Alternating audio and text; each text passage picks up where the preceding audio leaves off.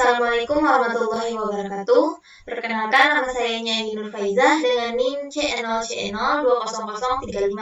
Kali ini saya akan membahas tentang konsep biaya dalam akuntansi pajak. Apa itu biaya? Biaya adalah sejumlah pengeluaran dan penggunaan aktiva oleh wajib pajak untuk mendapatkan, menagih, dan memelihara penghasilan, kerugian, dan pengurangan tertentu yang ditetapkan undang-undang. Tidak ada definisi biaya dalam undang-undang pajak biaya, hanya disebutkan sebagai pengurang penghasilan bruto dalam menentukan besarnya penghasilan kena pajak. Di samping istilah biaya digunakan juga istilah beban. Bisa dilihat di penjelasan pasal 6 Undang-Undang PPH. Biaya dan beban. Terdapat perbedaan antara biaya dan beban, di antaranya adalah dilihat dari letaknya di laporan keuangan, biaya terletak di laporan posisi keuangan, atau biaya tersebut belum terpakai atau biaya-biaya yang diharapkan akan memberi manfaat di masa yang akan datang. Misalnya, sewa dibayar di muka. Sedangkan beban terletak di laporan laba rugi atau pengeluaran yang tidak dapat memberikan manfaat lagi di masa yang akan datang dan pengeluaran yang telah terpakai, misalnya beban iklan. Yang kedua, dilihat dari manfaatnya, biaya adalah nilai tukar yang digunakan sebagai prasyarat atau pengorbanan yang dibuat untuk mendapatkan manfaat. Dalam hal ini adalah untung, di mana jangka waktunya lebih dari 1 tahun, sedangkan beban adalah penurunan manfaat ekonomi dalam suatu periode akuntansi. Yang ketiga, dari segi penghasilan pendapatan, biaya adalah pengeluaran yang digunakan untuk mendapatkan harta atau barang atau jasa untuk mendapatkan pendapatan atau penghasilan. Pengukuran biaya. Terdapat berbagai dasar dalam melakukan pengukuran biaya. Namun, biaya historis merupakan pengukuran biaya yang paling sering digunakan. Biaya pada umumnya dilakukan bila memenuhi salah satu dari 2 kriteria berikut. Yang pertama, yaitu konsumsi manfaat. Biaya diakui ketika manfaat ekonomi yang dihasilkan dari penggunaan biaya tersebut telah digunakan. Dan yang kedua, lenyapnya atau berkurangnya manfaat masa datang atau tidak lagi mempunyai manfaat ekonomi. Selanjutnya adalah pengakuan biaya. Pada dasarnya, kos memiliki 2 kedudukan penting, yaitu pertama sebagai aktiva atau potensi jasa, dan yang kedua sebagai beban pendapatan atau biaya. Proses pembebanan kos pada dasarnya merupakan proses pemisahan kos.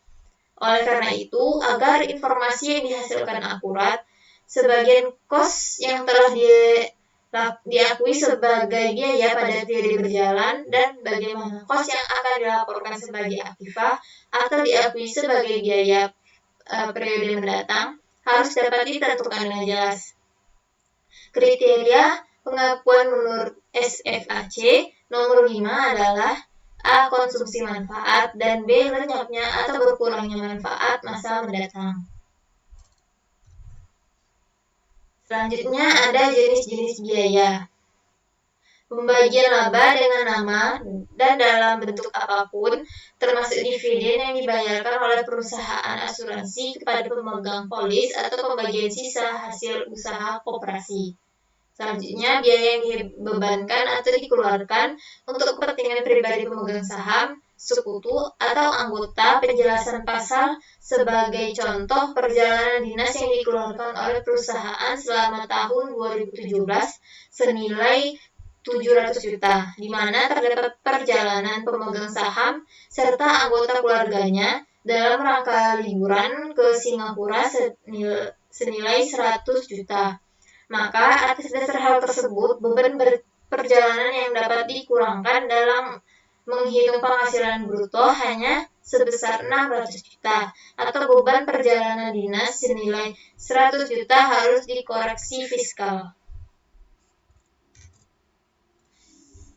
Selanjutnya ada pembentukan atau pemupukan dana cadangan kecuali 1.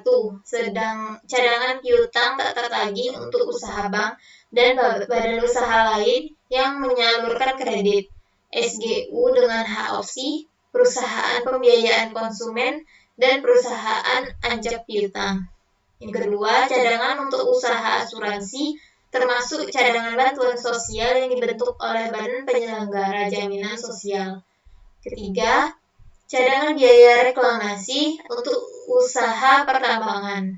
Keempat, cadangan biaya penanaman kembali untuk usaha kehutanan. Dan yang kelima, cadangan biaya penutupan dan pemeliharaan tempat pembuangan limbah industri untuk usaha pengolahan limbah industri.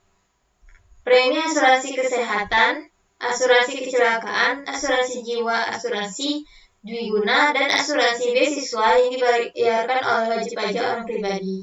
Dan yang terakhir, penggantian atau imbalan sehubungan dengan pekerjaan atau jasa yang diberikan dalam bentuk natura atau kenikmatan, kecuali penyediaan makanan dan minuman bagi seluruh pegawai serta penggantian atau imbalan.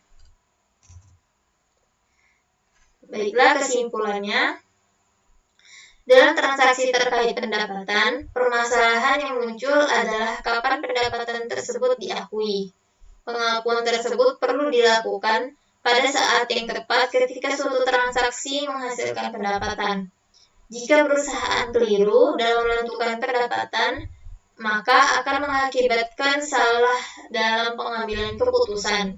Seperti diketahui bersama bahwa alat ukur kinerja perusahaan salah satunya dengan melihat instrumen-instrumen dalam laporan keuangan. Dengan melihat pos-pos dalam neraca atau laba rugi, dalam laba rugi perlu disusun secara benar dan tepat dengan menandingkan antara pendapatan dan biaya dalam satu periode laporan. Karena sistem yang digunakan adalah accrual basis, untuk itu kita harus benar-benar melihat unsur pembentukan dalam laba rugi, di mana unsur pembentukan terdiri dari pendapatan dan biaya. Baiklah, sekian dari saya. Wassalamualaikum warahmatullahi wabarakatuh.